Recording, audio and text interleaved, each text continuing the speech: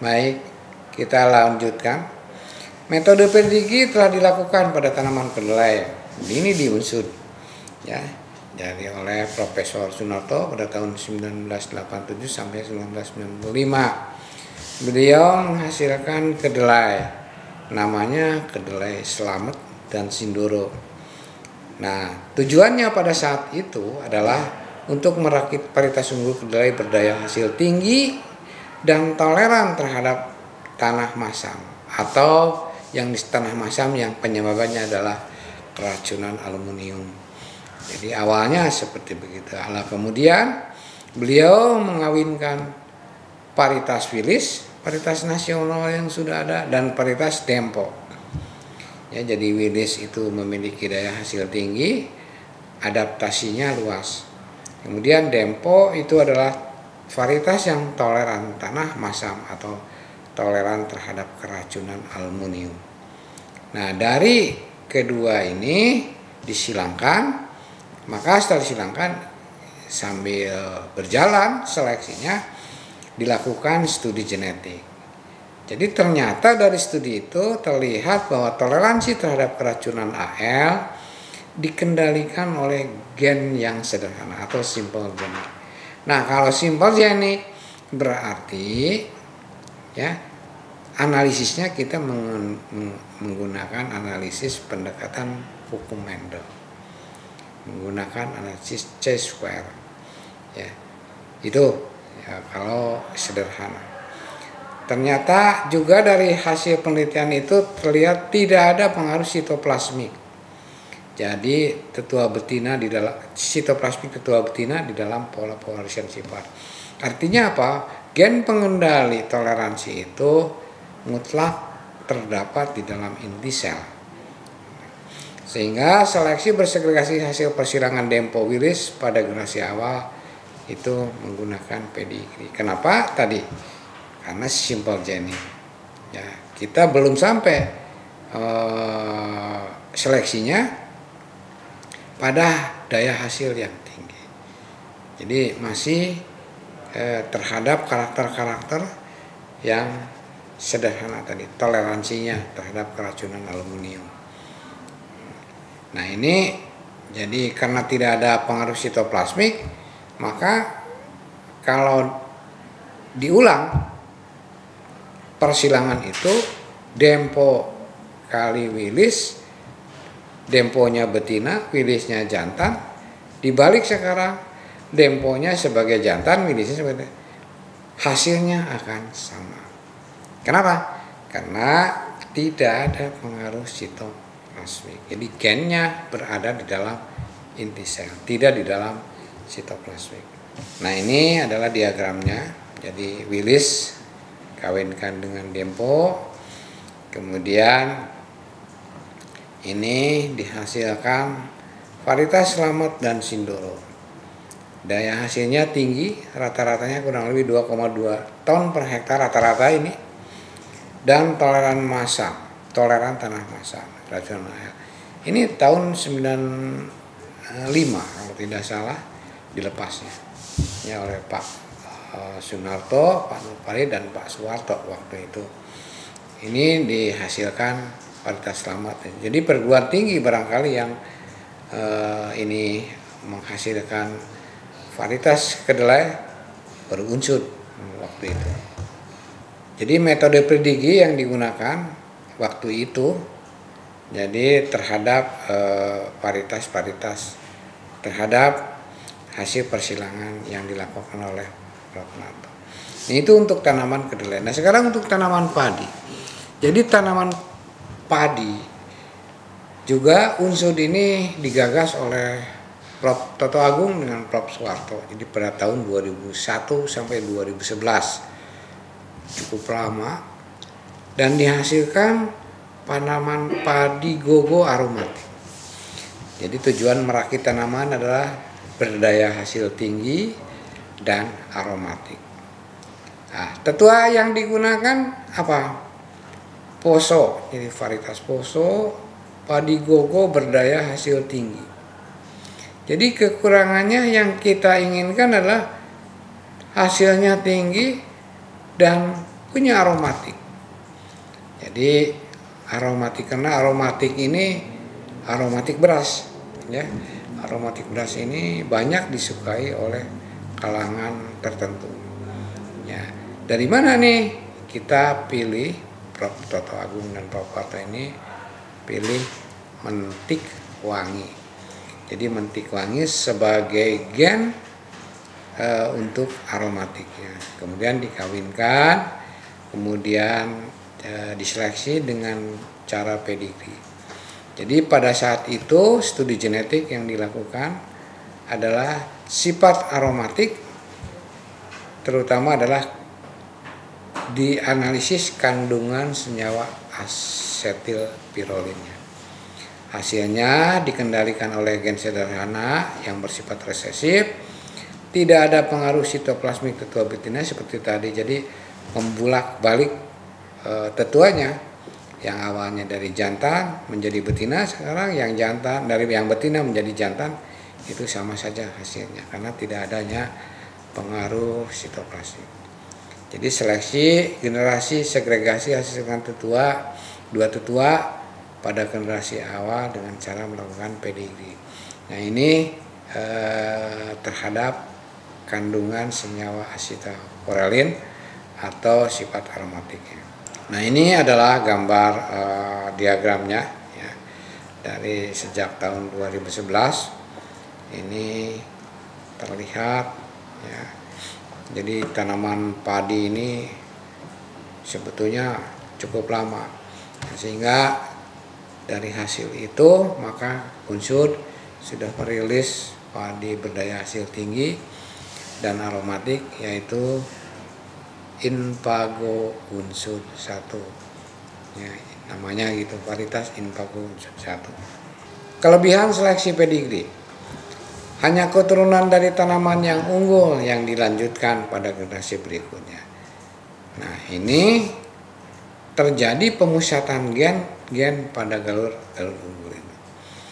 Jadi yang muncul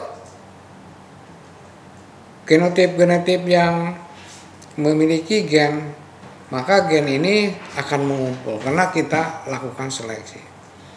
Kedua, tanaman tidak terlalu banyak karena tiap generasi dilakukan seleksi sehingga memudahkan melakukan seleksi. Berikutnya, menghemat lahan karena jumlah tanaman tiap generasi semakin sedikit karena tadi kita lakukan seleksi. Jadi yang kita tidak seleksi kita tidak pertahankan karena itu akan menjadi sampah saja, ya. Maka ini menjadi semakin sedikit. Tapi silsilah dari galur tetap dapat kita ketahui. Kekurangan dari seleksi pedigree itu adalah setiap generasi persilangan harus dilakukan pencatatan mengenai karakter morfologi tanaman, ketahanan terhadap hama penyakit, umur berbunga dan umur panen, sehingga memerlukan banyak catatan dan pekerjaan.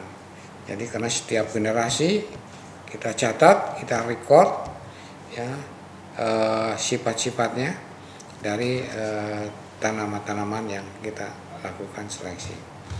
Kemungkinan ada genotip baik yang terbuang pada saat masih bersegregasi akibat seleksi. Jadi ada peluang sebetulnya membuang genotip yang baik pada saat itu, ya, akibat dilakukannya seleksi. Nah kemudian yang berikutnya adalah hibridisasi yang diikuti oleh seleksi bulk. Jadi prinsipnya adalah seleksi bulk itu adalah merupakan metode paling sederhana setelah seleksi massa. Jadi bulk ini sederhana karena bulk jadi satu petakan-petakan saja. Kedua, tidak dilakukan seleksi pada generasi awal. Ketiga, pada generasi awal tanaman ditanam rapat dan dipanen secara gabungan, bulk, digabung. Empat, memanfaatkan tekanan seleksi alam pada generasi awal. Kelima, seleksi baru dilakukan setelah tercapai tingkat homozigositas tinggi Kapan? Pada generasi F5 atau F6 itu sudah homozigositas. Proporsi homozigositasnya sangat tinggi. Nah, ini sesuai untuk karakter dengan heritabilitas rendah sehingga sedang. Ya, jadi kalau bug ini karena pada generasi awal 2, 3, 4 tidak dilakukan seleksi, tapi hanya di bug saja digabungkan, ya, dan ditanamnya rapat, ya, maka di situ terjadi seleksi alam karena tanaman rapat.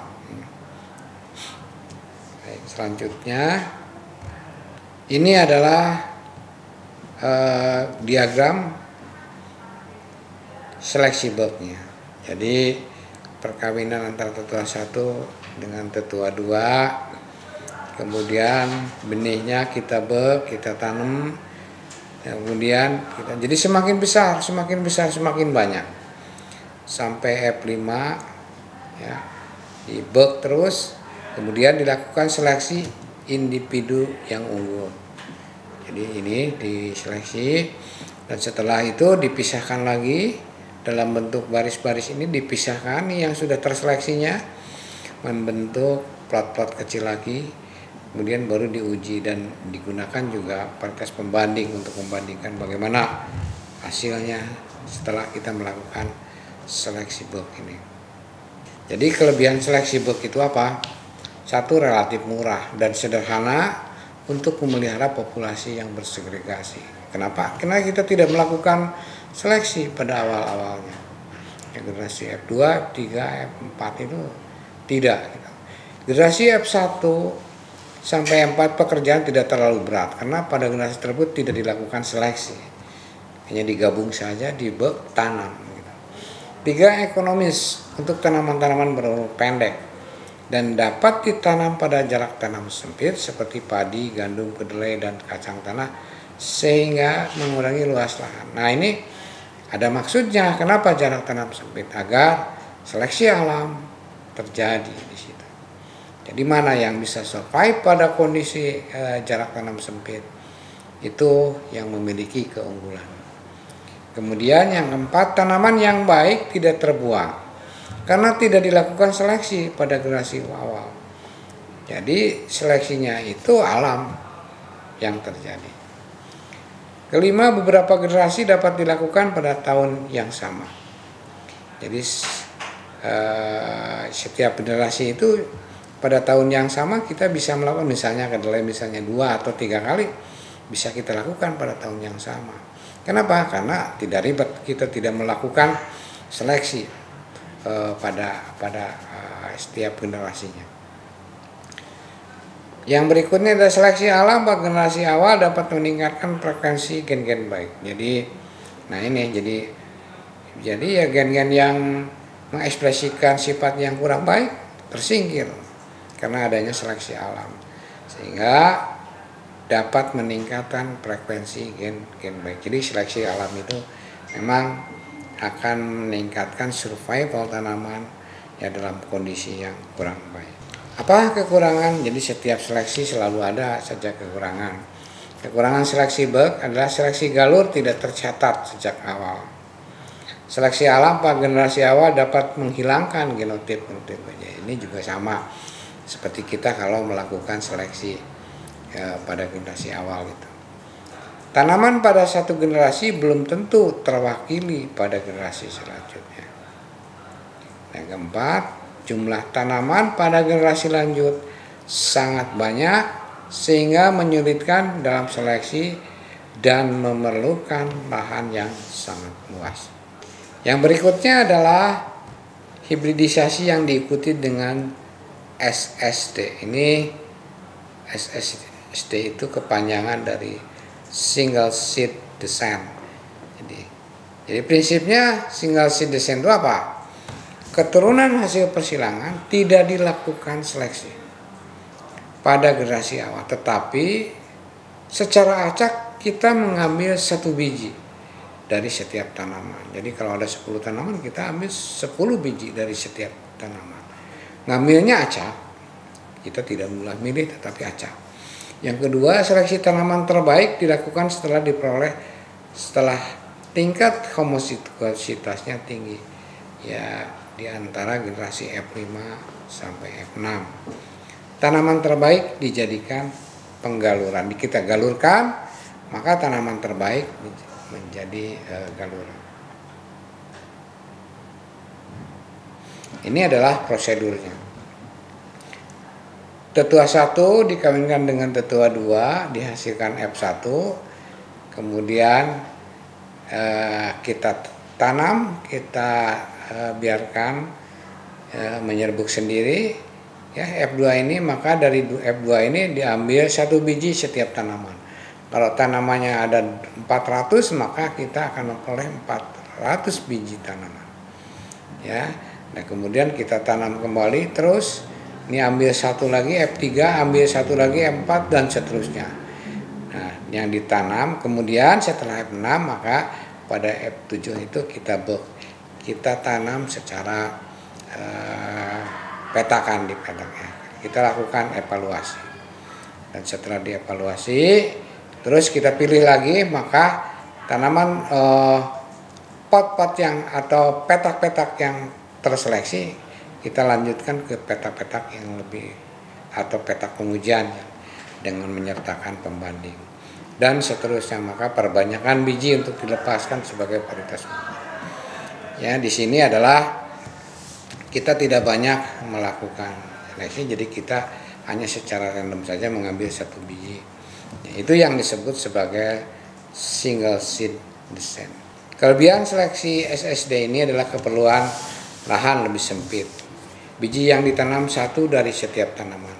Populasi akan tetap dari generasi ke generasi sampai F5 atau F6. Waktu dan tenaga lebih sedikit.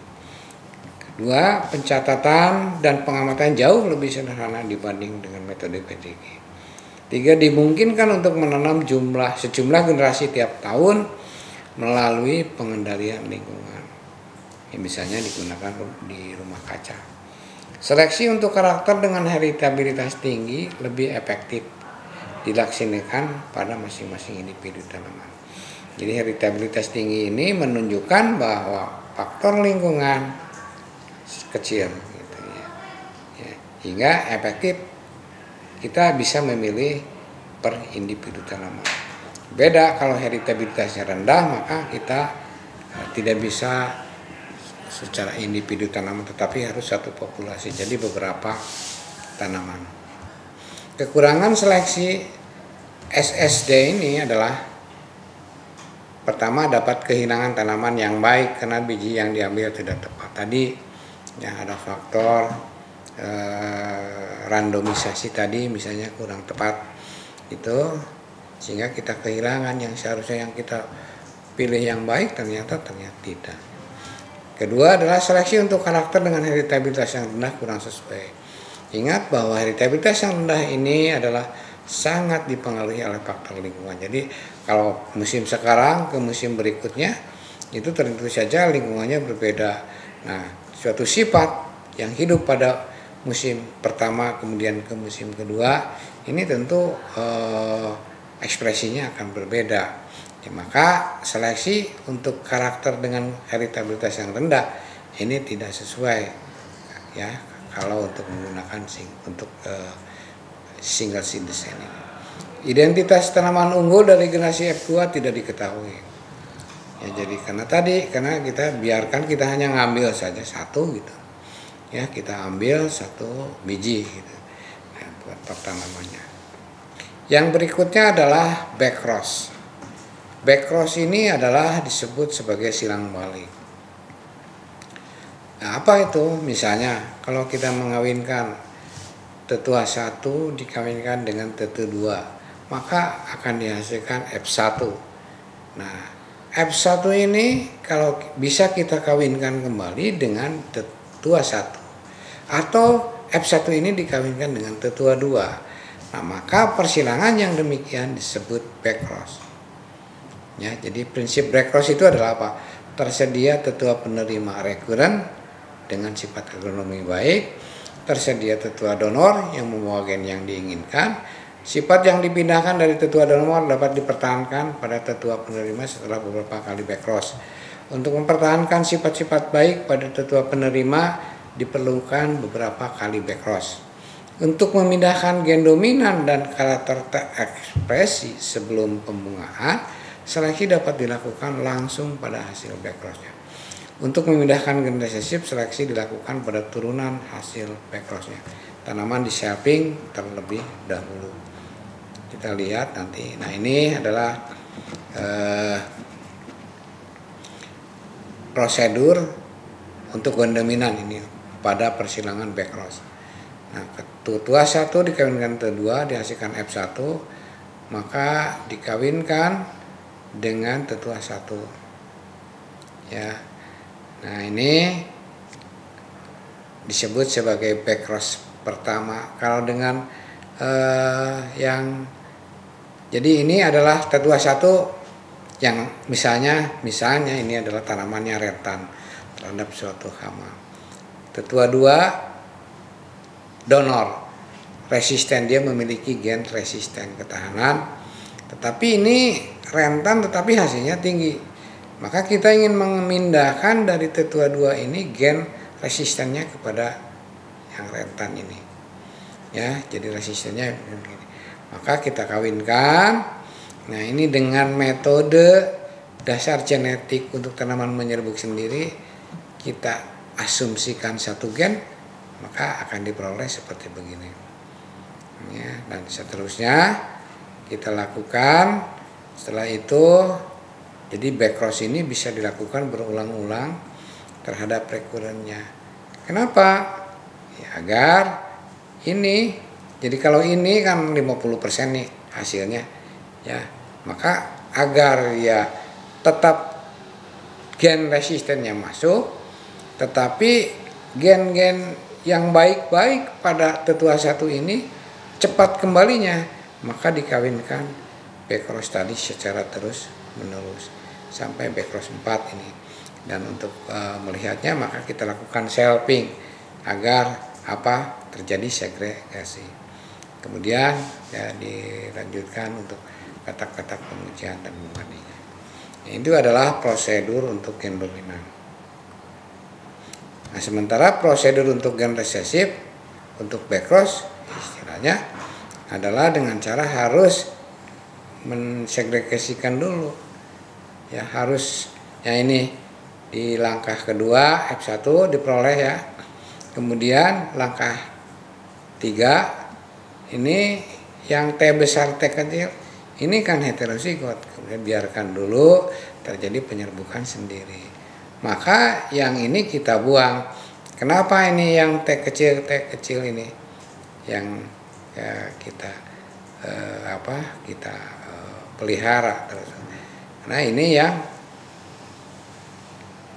donornya, karena ini yang akan kita seleksi dari rekurennya itu ada terus.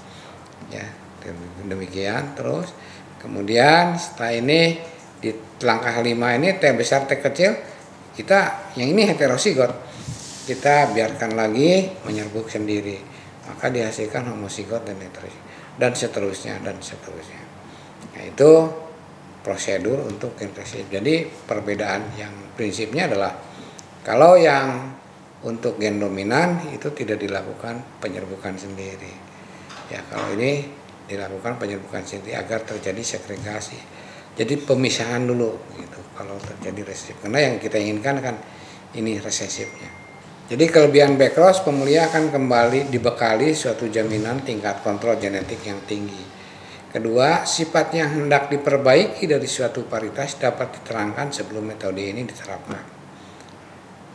Varietas yang sama dapat dibentuk lagi untuk yang kedua kali dengan urutan yang sama. Tidak perlu pengujian hasil yang ekstensif karena sudah diketahui bahwa varietas yang akan diperbaiki sudah memiliki potensi hasil tinggi. Tidak perlu pencatatan yang ekstensif. Dan terakhir adalah kelebihan dari backcross ini adalah intensitas sifat yang dipindahkan tidak berubah dari generasi ke generasi. Mata kuliah pemulihan tanaman ini bab metode pada eh, tanaman yang menyerbu sendiri saya cukupkan sekian. Jadi kalau memang sangat membutuhkan informasi yang lebih baik ya tentang hal ini, maka bisa dilakukan atau saudara bisa masuk di prodi atau di bidang kajian pemulihan tanaman. Ini sangat menarik karena nanti di pemulihan tanaman ini akan dibahas bagaimana metode pemulihan tanaman untuk tanaman yang menyerbuk silang. Saya kira demikian jadi kuliah kali ini. Terima kasih atas perhatiannya dan mudah-mudahan saudara bisa mempelajarinya. Banyak buku tentang pemulihan tanaman. Saya kira sekian. Terima kasih. Assalamualaikum warahmatullahi wabarakatuh.